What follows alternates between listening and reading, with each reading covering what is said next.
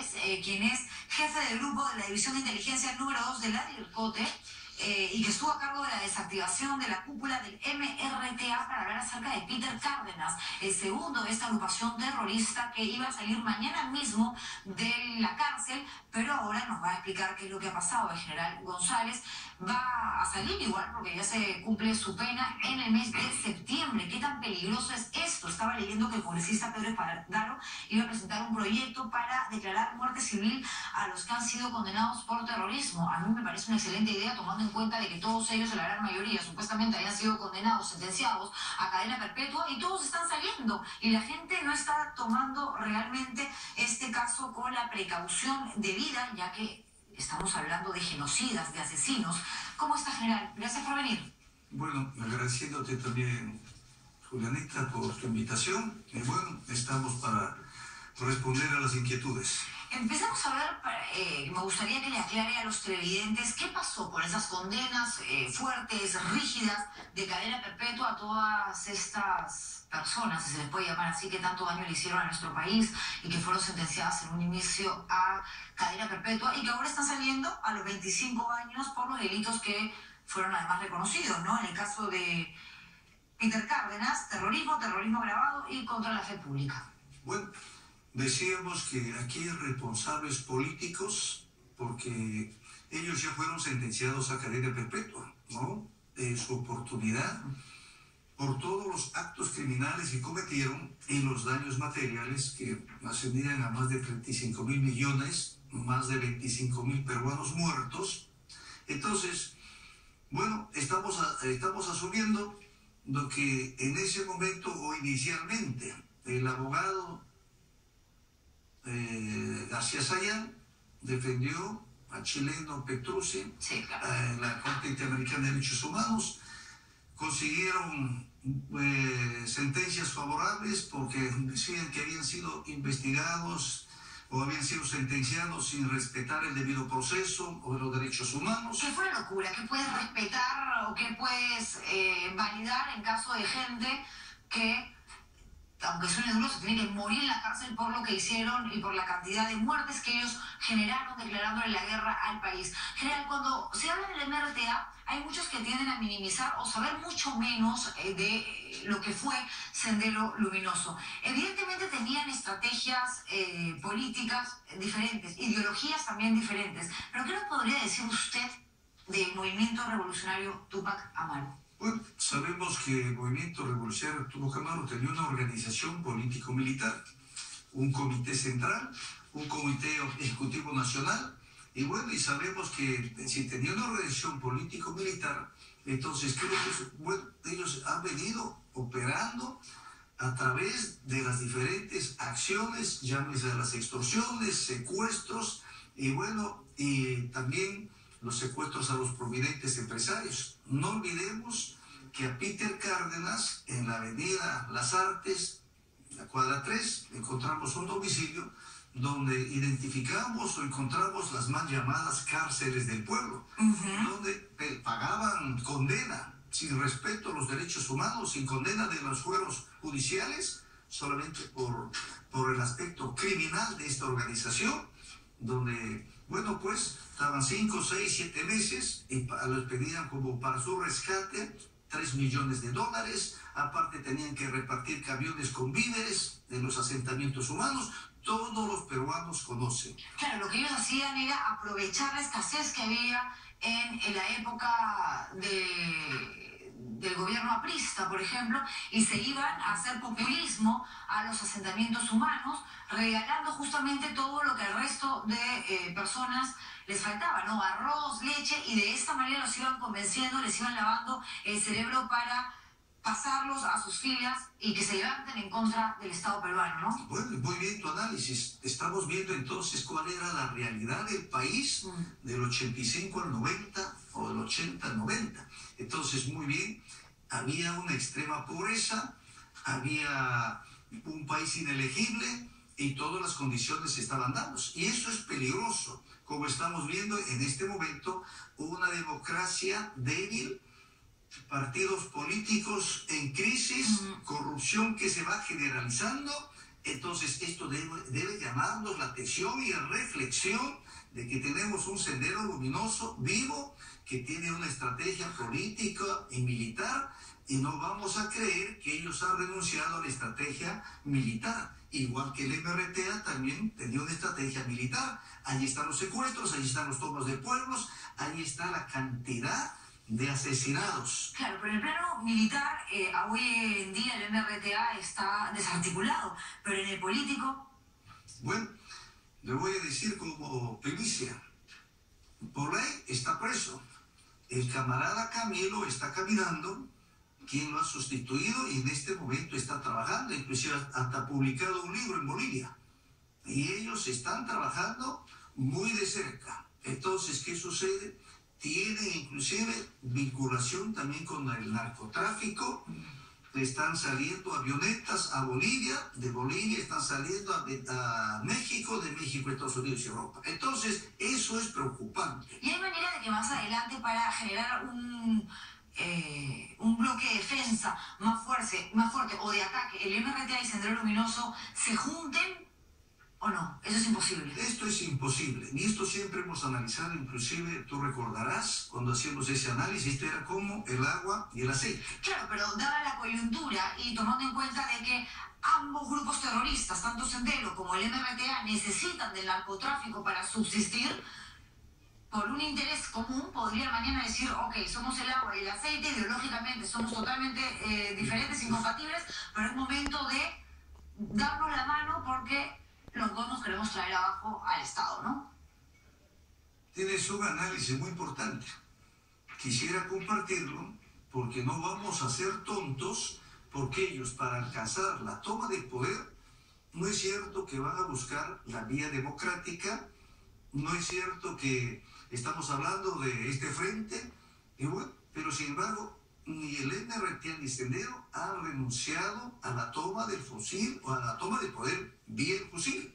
Ellos, y las condiciones en este momento estamos viendo nuevamente corrupción, contradicciones y todos los grandes problemas, desestabilización de las instituciones, esto es peligroso.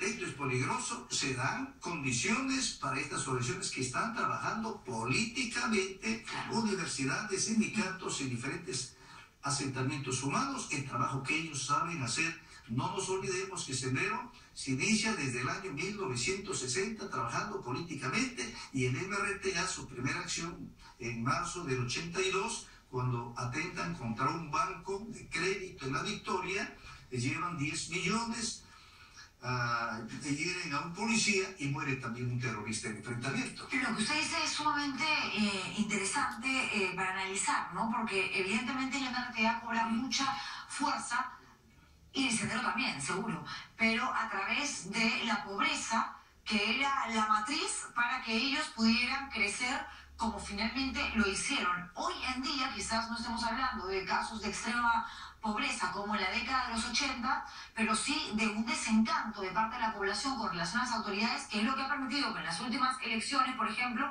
los partidos políticos tradicionales ya ni existan y han sido los movimientos regionales, muchos de ellos, y se sabe que han trabajado, han sido financiados por el narcotráfico, los que le han dado la confianza, aunque parezca increíble, a esta gente que ante la ausencia de Estado dice, bueno, que venga cualquiera, que me ofrezca cualquier cosa y yo voto por él, porque todo lo demás, todo lo políticamente conocido, no me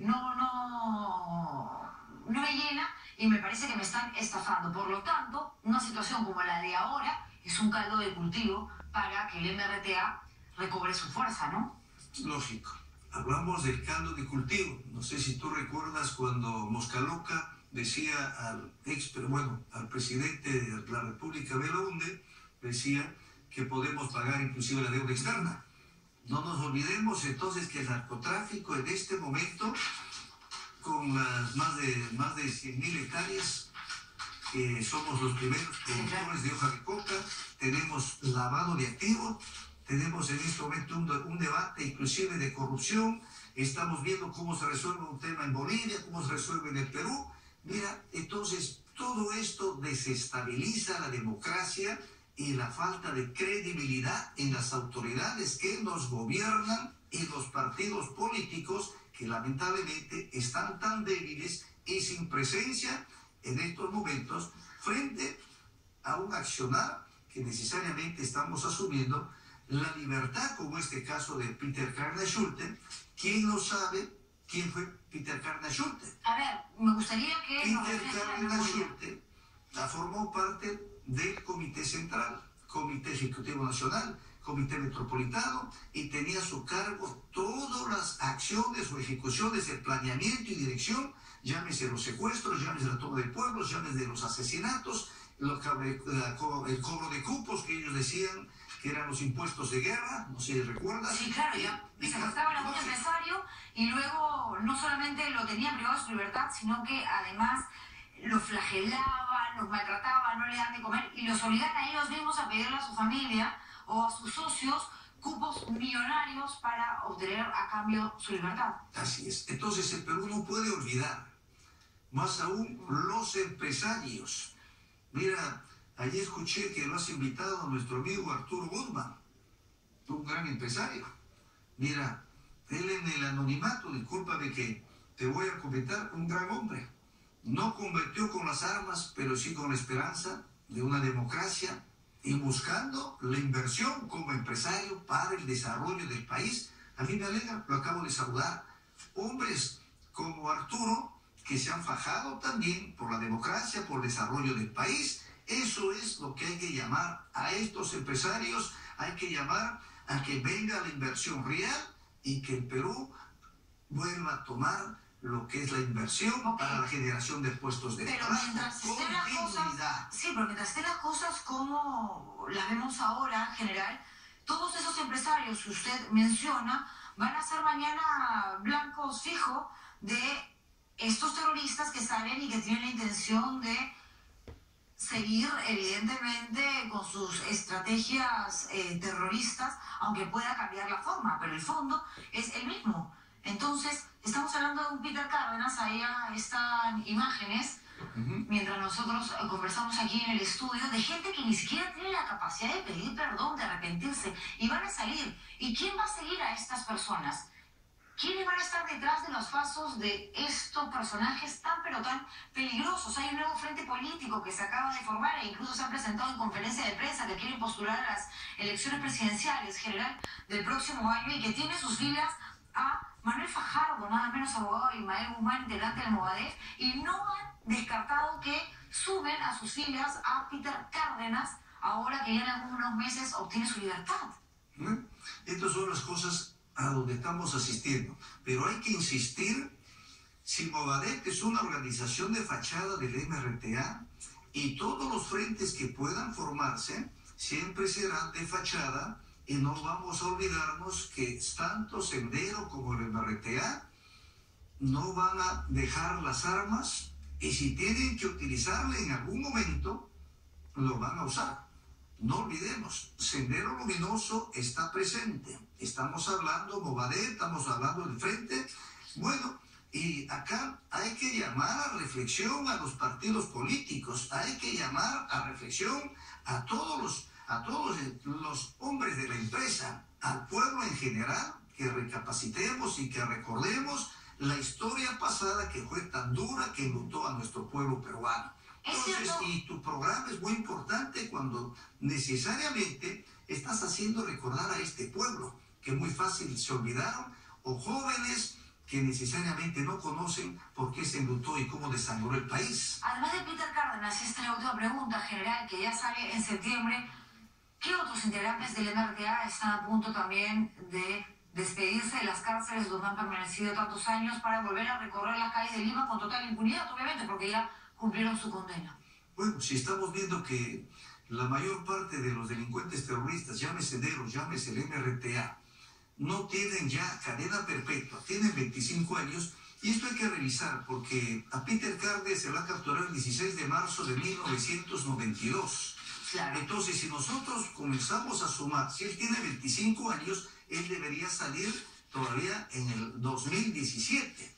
Eso es el tema que necesariamente se tiene que revisar, porque no hay beneficios penitenciarios para los terroristas. Exacto. Entonces, esto es sorprendente, y entonces va a ser materia de analizar, y debe haber un pronunciamiento también del Poder Judicial, porque si no estamos viviendo la expectativa que tanto daño nos está haciendo también a los peruanos. Bueno, pero salga ahora en septiembre del 2015 o en el 2017, la cosa no cambia mucho. Esta gente no debería de salir nunca más de las cárceles.